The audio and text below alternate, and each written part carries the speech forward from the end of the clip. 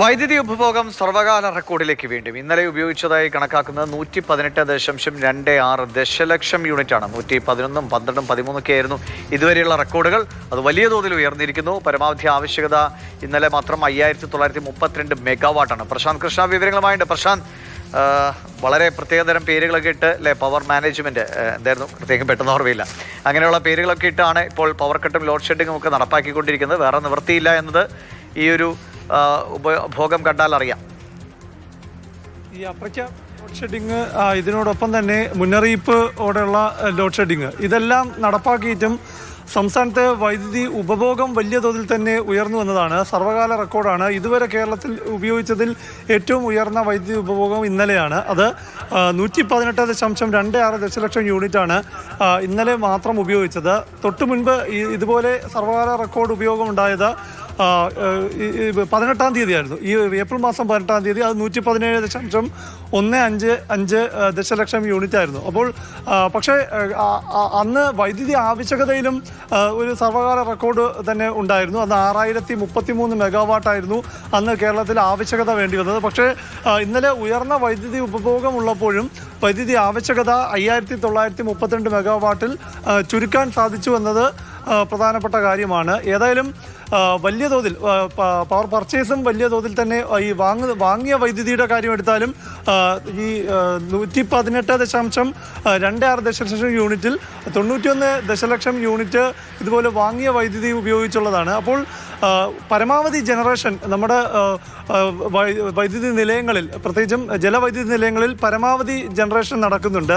ഇതോടൊപ്പം തന്നെ 250 മെഗാവാട്ട് വൈദ്യുതി വാങ്ങുന്നതിന് മെയ് 15 വരെ വാങ്ങുന്നതിന് പ്രത്യേക അനുമതിയും റെഗുലേറ്ററി കമ്മീഷൻ നൽകിയിരുന്നു. അത് 10 രൂപയ്ക്ക് വാങ്ങുന്നതിനാണ് ഒരു യൂണിറ്റ്, പരമാവധി 10 രൂപ എന്നുള്ളതാണ്. പക്ഷേ പവർ എക്സ്ചേഞ്ചിൽ ഉത്തരേന്ത്യയിലൊക്കെ വലിയ ചൂട് കാരണം പവർ എക്സ്ചേഞ്ചിൽ വൈദ്യുതി വാങ്ങാൻ കിട്ടാത്ത ഒരു പ്രതിസന്ധിയുണ്ട്. വാങ്ങാനുണ്ടെങ്കിൽ തന്നെ വലിയ നിരക്കാണ്. അതായത് 20 രൂപയൊക്കെയാണ് കഴിഞ്ഞ ദിവസം ഒരു യൂണിറ്റിന് KSEBിക്ക് വാങ്ങണമെങ്കിൽ അതിന് നൽകേണ്ടി വരിക. അതുകൊണ്ട് തന്നെ കഴിഞ്ഞ ദിവസം വാങ്ങാൻ തയ്യാറായിരുന്നുമില്ല, വാങ്ങിയിട്ടില്ല. കാരണം ഉയർന്ന നിരക്കിൽ വാങ്ങിയാൽ അതിന് റെഗുലേറ്ററി കമ്മീഷൻ്റെ അനുമതി ലഭിക്കില്ല.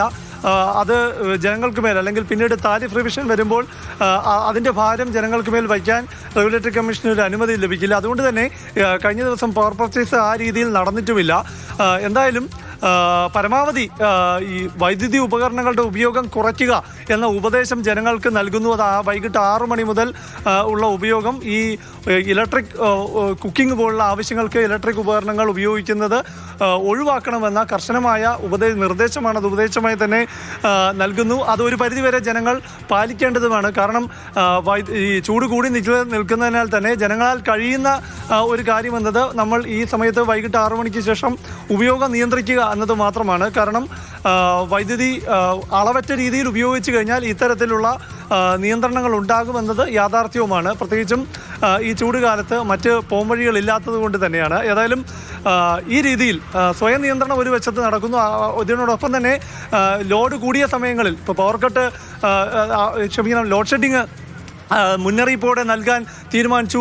15 മിനിറ്റ് മുതൽ 30 മിനിറ്റ് വരെ എന്നത് അങ്ങനെ തീരുമാനം എടുത്തിട്ടില്ല എന്നൊക്കെയാണ് KSEB ഉദ്യോഗസ്ഥരൊക്കെ നമ്മൾ സംസാരിക്കുമ്പോൾ വിശദീകരിക്കുന്നത്. തെറ്റായ തരത്തിലുള്ള വിവരമാണ് എന്നൊക്കെ പറയുമ്പോൾ പോലും കഴിഞ്ഞ ദിവസം, അല്ലെങ്കിൽ കഴിഞ്ഞതിന് മുമ്പത്തെ ദിവസമെല്ലാം തന്നെ ഇത്തരത്തിൽ മുന്നറിയിപ്പുകൾ ജനങ്ങൾക്ക് വന്നിട്ടുണ്ട്.